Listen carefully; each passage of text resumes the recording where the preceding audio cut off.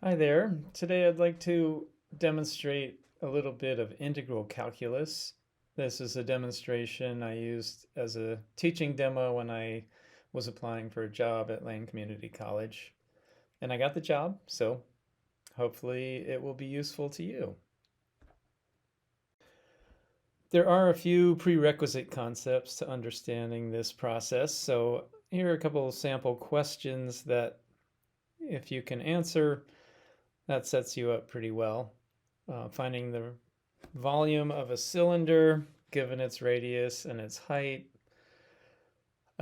knowing how to translate from volume to weight if you know the weight density of something. That's actually just a simple multiplication. How to write the equation for a circle on a two-dimensional graph will be useful given its center and its radius. And then finally, the kind of the mechanics of doing an integral, mostly of a polynomial, where you know how to find the antiderivative. I'm assuming you have seen that already. So if none of this is familiar, or if some of it is, some of it isn't, you might want to look up those skills first. So here's the problem that was presented, and I'm presenting it to you. There's a spherical water tank up above the ground level, 12 feet up to the bottom of the tank. And the question is, how much physical work is required to pump water until that thing is halfway filled? Now, granted, a cylindrical shaped water tank would probably be easier to manufacture, and the math would be a lot easier as well. But then you'd miss out on this opportunity to see the beauty and power of integral calculus. So we'll stick with the spherical one. So now we have to define work in the physical sense. And if we have some force that's pushing on an object and the object goes through a displacement, the product of the force times the displacement, and these are vectors. So if they happen to be going in the same direction, then the dot product is just the product of the two magnitudes. For lifting water or pumping water straight up, the force just has to counterbalance the weight of whatever quantity of water is being lifted. And the weight density of water times the volume of the water being lifted is how you would calculate that force, or the total weight that you're counteracting. And in this case, the displacement is that vertical distance that the water is lifted from ground level to get it up to where it's going. So this is pretty tricky because we're lifting different quantities of water and we're lifting those quantities to different heights. So the little increments of work done on each one is going to be a totally different value. If we think of these sort of cylinders of water being on the ground, each one's getting lifted to its respective height. There are different amounts of work. The larger the diameter for a given thickness, the more work it is to lift those cylinders. But once we get them to their respective heights, we can think of stacking them inside that sphere until we fill it up halfway. So let's consider just some random typical slice of water that's somewhere in the middle. It's going up a certain height h. It has a certain weight that we can calculate knowing its volume. So the increment of work done is the density of water times the volume of that particular increment of water multiplied by the height that we're lifting it. And the density of water is approximately 62 pounds per cubic foot. So that's, at least an American measurement of how we can figure out how much these pieces of water are going to weigh. The total work will be the sum of all those incremental amounts of work that come from 62 times the incremental volume times the height to which each of those volumes is lifted. And the volume for each of those disc-shaped blobs of water would be pi r squared times the thickness of that blob. The total work will then be 62 times pi r squared t times the height. So how do we calculate the height to which each one is lifted? So we'll need a reference frame for this, and we could choose our coordinate system wherever we want, really. So an obvious choice might be the bottom of the sphere being the 0, 0 or origin. We could have the ground level be the origin, so that the bottom of the sphere is 12 feet above 0.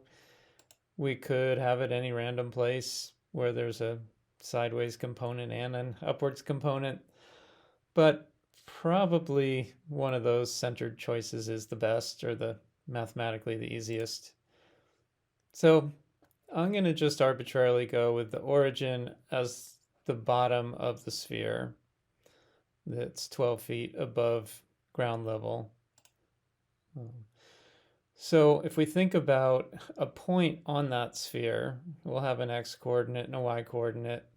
And I'm kind of thinking this is two-dimensional right now because the radius of that sphere will be the same in any direction. So the radius, whatever that x-coordinate is, will tell you the radius of that particular cylinder that's hovering inside the sphere. And the total height to which it's lifted will be the 12 feet just to get it to 0 level. And whatever that y-coordinate is, that's how much more above 12 feet that particular piece of water would have to be lifted to. And then the thickness of that particular incremental cylinder is just, we'll call it dy. So our increments are sliced up in the y direction. So it would be handy to do an integral that has to do with dy. So y would be our preferred variable. But we also have to figure out how x and y are related, and that's where the circle formula comes in. If you recall the circle formula, you need the coordinates of the center to be h and k for the x-coordinate and y-coordinate respectively, and the radius we would have to know and square that. So in this particular circle, we know it has a 3-foot radius. We know that the center, if the origin is 0, 0 at the bottom, the center would be at 0, 3. And we can plug those in at least. And the radius of 3 we've got filled in. So here's the circle formula: x minus 0 squared, y minus 3 squared, added together has to equal the same thing as 3 squared. But we really want to get this in terms of y. So if we think about moving the y term to the other side, we can isolate x, or actually it might be convenient to isolate x squared. And then simplify this. We can FOIL out the y minus 3 squared, subtract it from 3 squared, which is 9. And notice the 9 and the minus 9 can knock each other out. And we're left with this expression. So x squared is the same thing as negative y squared plus 6y.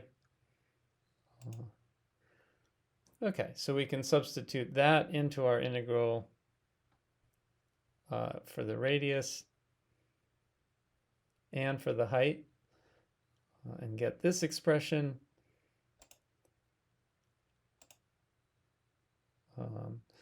Okay, but before we actually do this integral, I'd like to be able to know whether this is a reasonable answer or not. So let's just take an estimate if we took the total weight of the water that filled half a sphere and raised it, at the somewhere above 12 feet, not as much as 15 feet, because that would be +3. That would be the top of the water line inside the tank. So I'm just going to go with 14 feet because most of the water is in the wider part, higher up. So if we took 4/3 pi r squared, that would fill the entire sphere. We're only filling half the sphere. So the volume of water that ends up in there would be 1/2 times 4/3 pi r cubed. We multiply that by the density of water to get the total weight, and multiply that by the approximate height to which the average amount of water would be lifted. We're going with 14 feet. So if we calculated all that out, we get somewhere around 49,000 foot-pounds of work. Yeah, so just so we know as an estimate. Okay, so back to our integral. We take out the constants because you're allowed to do that. So we're taking y values starting from 0, ending at 3 of this simplified expression that we figured out represents the work. And if we take the antiderivative of that, and then plug in 3 for the y coordinates, and then plug in 0 for the y coordinates, and subtract, we can get the definite integral value from that and simplify it, and then finally multiply by those constants, and we get a number 48,645.99, which is an absurd amount of precision, especially given that the density of water varies a bit and it's approximate. But hey, we're pretty close to that ballpark guess of 49,000. So at least I know this answer isn't an outrageous number. And we might as well round it off at least a little bit to the nearest whole foot-pound. So there you have a sample of at least one example of the power, and you might even say beauty, of integral calculus, where you have this impossibly complicated situation, and just taking one sample thing from the middle of it and understanding that and how everything is mathematically related to it, it's possible to actually come up with a calculation of the actual value of something like this. So, hope you find that useful. Hope you can apply it to other situations.